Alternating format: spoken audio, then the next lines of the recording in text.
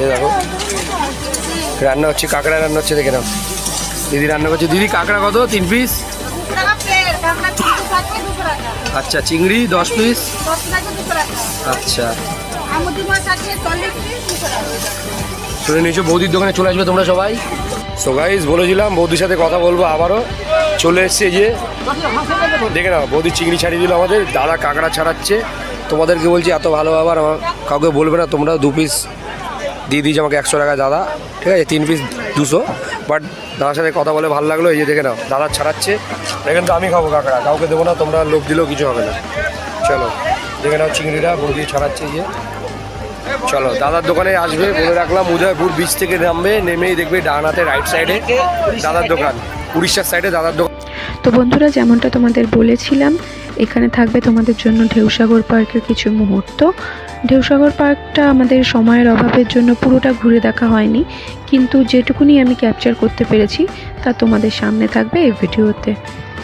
বেশ কিছু জায়গায় এখনও এখানে কাজ চলছে, এবং তাছাড়াও এখানে ছিল 2 ধরনের বাঞ্জি জাম্পিং, টয় ট্রেন, আরও নানান ধরনের আকর্ষণীয় জিনিস। তোমরা এটা অবশ্যই বিকেলবেলার দিকে ঘুরে আসতে পারো, ঘুরে দেখতে পারো। স্পেশালি বাচ্চাদের এবং বড়োদেরও অবশ্যই জায়গাটা বেশ ভালো লাগবে।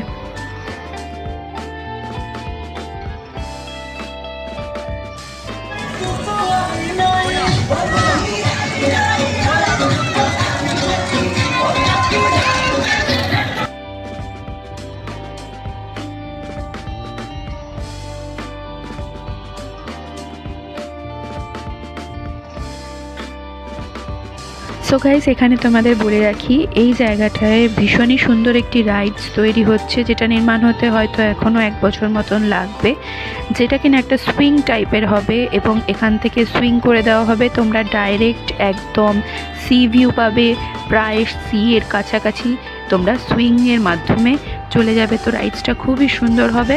যারা কিনা পরবর্তী সময়ে দীঘার ঢেউসাগর পার্কে যাচ্ছ, তারা অবশ্যই এই রাইডটার মজা নিতে পারবে। ক্লোজলি তোমাদের দেখানোর চেষ্টা করছি, রাইডটা কিন্তু সত্যিই খুব এক্সাইটিং হবে। এছাড়াও এখানে ছিল 2 ধরনের এরকম বাঞ্জি জাম্প রাইডস, একটা ছিল বাচ্চাদের জন্য এবং একটা বড়দের জন্য। কিন্তু যদিও বড়দের সেখানে ওয়েট ভ্যারি করবে, 65 কেজির ওপরে সেখানে বাঞ্জি করতে দেবে না।